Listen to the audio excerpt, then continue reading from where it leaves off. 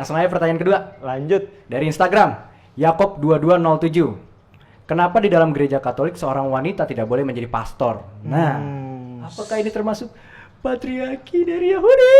Patriarki ya. Iya kan kita nggak tahu cuy. Iya Siapa sih. tahu mengadopsi.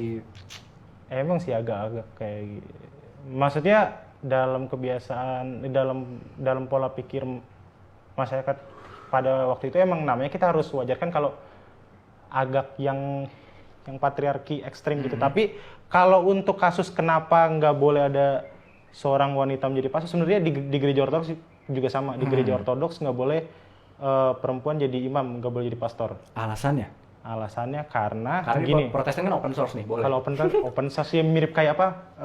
Android, Linux. Linux. Mirip kayak Jadi kalau misalnya Ortodoks sama Katolik itu Apple-nya nih, Apple ya.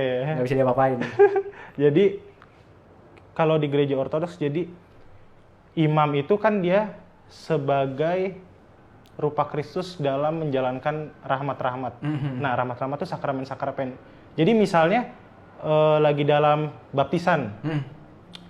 Yang membaptis itu bukan romonya kalau menurut gereja ortodoks, tapi Yesus sendiri. Melalui Romo mungkin. Romonya cuman sebagai ikon doang, cuman sebagai Perantara ya, media. Bukan perantara, iya sebagai medianya doang.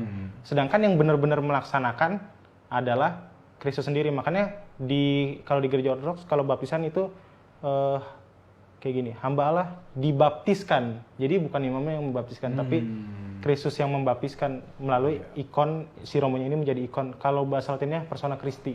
Kalau di Protestan kan, di Lutheran khususnya, aku membaptismu di dalam nama Bapa Iya. gitu. Sebenarnya di gereja Katolik juga kayak gitu, tapi gereja Katolik juga punya pemahaman hampir sama dengan gereja Ortodoks bahwa kalau imam itu sebagai persona Christi, sebagai ikon Kristus lah. Seperti itu. Nah, karena Kristus turunnya di dunia sebagai laki-laki, jadi tradisi gereja